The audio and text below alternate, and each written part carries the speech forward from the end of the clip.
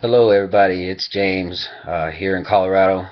Um, I just got involved with this fantastic business. I started with a team called the Easy Money Method times two. Um, it's incredible. The system that we're actually in helps me learn how to market across the internet. And one of the parts of the system is the Empower Network. And the Empower Network is basically about empowering people, um, allowing you to uh, do stuff that you're not accustomed to doing. And I was listening to an Inner Circle video today, and audio, and it said that you needed to kind of step out of your comfort zone and make a video. And I'm definitely not accustomed to putting myself on a camera and speaking, but hey, here we go. And the subject that we're talking about today is something magical that's happened in your life, some kind of magical presence that has brought you, and decision that you made that's brought you, something that's precious to you. And my story today is to tell you about how I met my wife. Um, I was living with my brother Jerome, um, and I had just kind of kicked a bad habit. Um, I was getting on my feet, and I was working a steady job for about a year doing telemarketing, and it paid the bills, but definitely not something that I loved to do. Um, and I was sitting at home, watching some TV, and the phone rang. And I picked up the phone, and I was like, "Hey, hello." And she was like, there's a girl on the other end, and she said, "Is Jerome there?" And I was like, "No." And I was like, "Who's this?" And she was like, "Well, who's this?" And I was like, "What?" I was like, "Who is this?" I was like, "You calling my house?" And she was like, "Oh, well, whatever. Who's this?" And just bad attitude to begin with. And I was like, "Whatever." I'm like, "Hey, you call at my house. You let me know who this is." And she was like, "Well, this is Liz." And I was like, "Oh, okay." I was like, "Well, he's not here." And my attitude was a little bit funky at the time. And I was like, she was like, "Oh, well, who's this?" And I was like, "Well, this is his brother, James." And she was like, "Oh, okay. Well, what are you doing?" And I was like, "Oh, nothing, sitting here watching TV." And she was like, "Oh, I didn't even know Jerome had a brother." And I, explained to her that we weren't real brothers, we weren't blood related, but I had grown up with him since I was a freshman in high school, and that kind of started off the conversation. And we went to start talking a little bit more in regards to football, and come to find out she was a Bronco fan. Hey, looky there. That's what I am. Bronco fan, die hard to the end, baby. And by the way, we are putting in work this year. Peyton Manning. Yes, I know y'all know.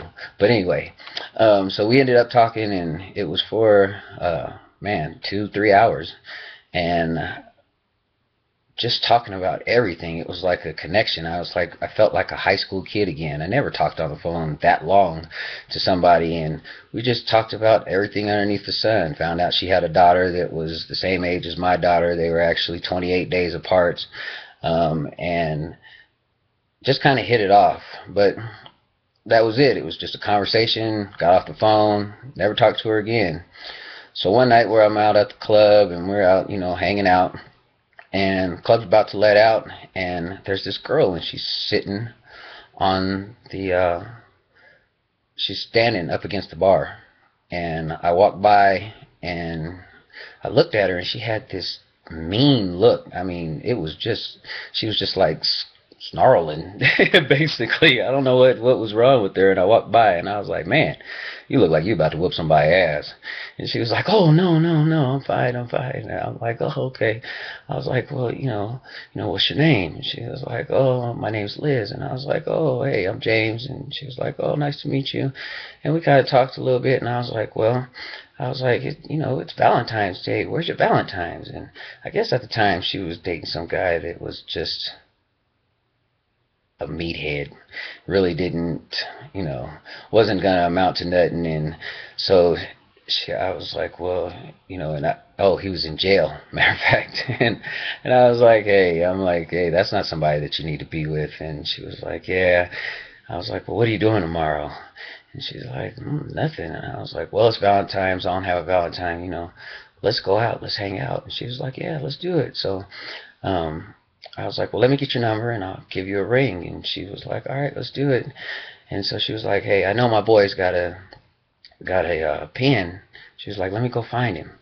And she turned, she's like, hey, Jerome. And I turned around and I looked and I was like, hey, that's my brother. And she was like, your brother? And then we both kind of dawned on each other and we were like, Liz? She was like, James? And I was like, yeah. I was like, oh, what's up? So then, we already had a connection. We already kind of knew each other. We had already kind of, had some experience between the two of us. And so I was like, yeah, let's get that number. We'll go hang out and kick it and blah, blah, blah. And she was like, yeah. So I got the phone number and I called her that night and told her, let's go to the movies. And she was like, yeah, let's do it. So I went and I picked her up and we went out to the movies and had just a ball. It was just a nice evening, talking and sharing experiences and all that great stuff. And I dropped her off at home, and she was like, well, what are you doing tomorrow? And I was like, oh, I don't know. I was like, I got to work. I was like, but after that, I'm pretty open. And she was like, oh, well, yeah, I got some errands I got to go run. And I was like, well, where you got to go? And she was like, well, this place and this place. I don't remember exactly where it was. And I told her, I said, hey, well, she was like, yeah, me and my daughter are going to get on the bus. And I was like, on the bus? I was like, you got to get on the bus. I was like, I tell you what, why don't you take me to work in the morning and you can use my car, and as long as you bring me lunch back. And she was like, really?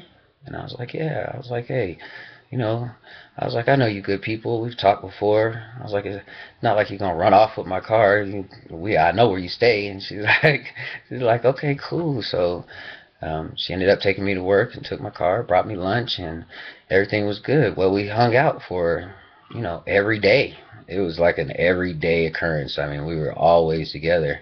And she ended up kind of getting into it with the girl that she was living with. And the girl told her that she had to move out.